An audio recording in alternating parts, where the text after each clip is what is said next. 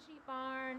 I just got done feeding the girls in here today, and I thought I'd take today a little bit of time to explain to you a little bit more about nutrition, particularly in ruminant animals and most specifically in young lambs that we are raising for market. So what I want to do today is to get a little bit in detail about what they need, why it's important, and then show you a few things. And then when it's done, you guys can go on to Canvas, log on and answer just a few simple questions to see how much you got out of this. So basically, feeding lambs has some very basic principles of nutrition. We know that sheep and goats and cattle are ruminants. They've got 4-chambered polygastric stomachs. They've got the ability to break down nutrient-rich plant fibers called cellulose. The cellulose, they take it and they break it down in a process called rumination, where it's passed on between the rumen and the reticulum back and forth as different microbes within those areas of the stomach break that cellulose down and take nutrients out of it. Once those particles are well broken down, they're then passed on to the omasum, which is another chamber of their stomach, which then further breaks those particles down into tiny bits. And from there, those cellulose particles, those get moved on into the abomasum, which is the true stomach of a ruminant. And there are enzymes that are secreted inside that help to break it down all the way, taking every bit of nutrition that they can out of those plant fibers. So it's pretty amazing how they can take something that would be seemingly low in nutrients and get so much out of them. But that's kind of one of the superpowers of the ruminant stomach. So ruminants have to have this roughage. Have to. It is so important. But why? Well, without the roughage, their rumens wouldn't be able to function. What you really need is a high quality roughage, such as an alfalfa hay or timothy or orchard grass, roughage that has long fibers. Because as the animal passes the plant fibers into its rumen, those fibers touch the sidewalls of the rumen and cause them to contract. So essentially it's a large muscle. And as that happens and this agitation occurs, that rumen helps to create this slurry inside. And what happens then is that the microorganisms inside the rumen are able to break these particles of cellulose down and take a lot of the nutrients out of them. So one example of that is vitamin B12. So we as humans get a lot of our B12 from all sorts of different things. You can even buy the supplements at the store. But animals like ruminants actually produce this vitamin within their rumens. So you don't need to give them any extra. But if they don't have the roughage, they can't get that vitamin B, which is so essential for growth, coordination, and reproduction. So it's super important. Other things that can happen when ruminants don't get high quality roughage. Well, for lambs in particular, it can cause them to do weird things like pull at their wool or eat other lambs' wool. We just don't want that. It can cause lots of problems with bloat, and bloat can essentially lead to death if it's not treated immediately. So bad things. Also, it can keep them from eating and maintaining a normal diet that's going to help them reach their full genetic potential. So we do not want that. Another thing that's going to be really essential, we need to have at least a double handful maybe, or at least 1/4 of a pound, which is about 4 ounces of this good high quality alfalfa hay. So I want to show you an example of what that would look like. So basically, this is high quality alfalfa hay. If I can get in close, you can see that the fibers are long.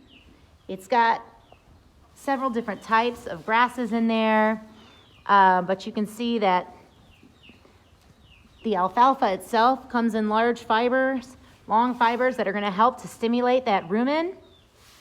And I know a lot of you who are not super familiar with the farm life might look at this and think, oh, it's straw. Or you might look at straw and you might say, oh, that's hay. You can feed it to the animals. I'm here to tell you it's not the same thing. This here is straw. See, it's yellow. It's very coarse. There's not a lot to it. These are like big, long, hollow straws, which is where we get the term straw. We don't want to feed this to our animals. Their bodies might be able to break it down, but not very efficiently, and they're not going to get the nutrients that they need from that. So what we need is this green stuff, hay. So you want to give each lamb 2 or 3 really good-sized handfuls, or at least 1/4 of a pound of hay per day. Another essential thing, oh, everybody's getting up to say hello. Another super essential thing is to provide clean and fresh water for them at all times. Water is essential just to stay hydrated. They need to have it in order for their rumens to work efficiently. They need to have it in order to maintain constant feed schedule, because as they get dehydrated, they're not going to want to eat and they're going to become weak. Their energy is going to be down. So you want to make sure that you can provide good, clean water. Not too hot if you can help it, and not too cold. That's super important. And then lastly, I want to talk about grain.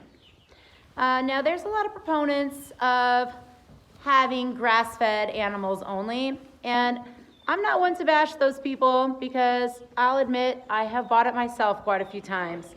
However, in order for these cute little babies back there to express their full genetic potential, the protein that they're going to get on roughage, like this hay alone, is not going to be enough.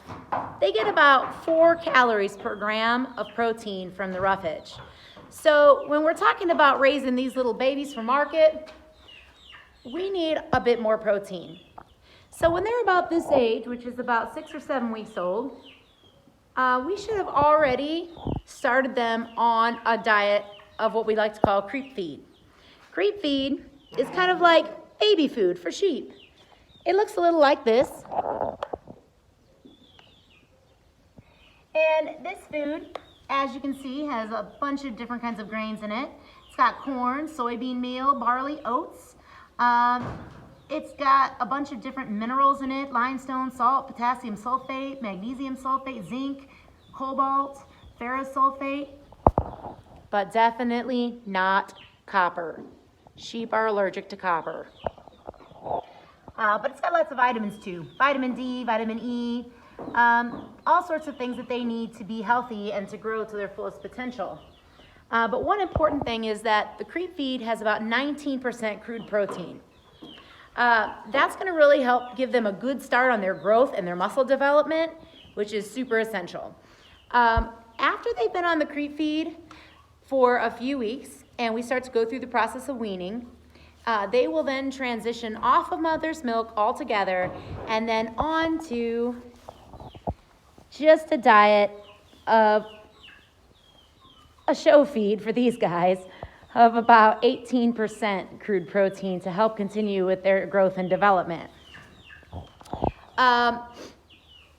One other important reason why we need to start them on grain, as soon as they'll accept it, is that having the grain or being out in the pasture and foraging helps them to ingest those essential microbes that they need to help their rumination. They need the rumination, they need the microbes.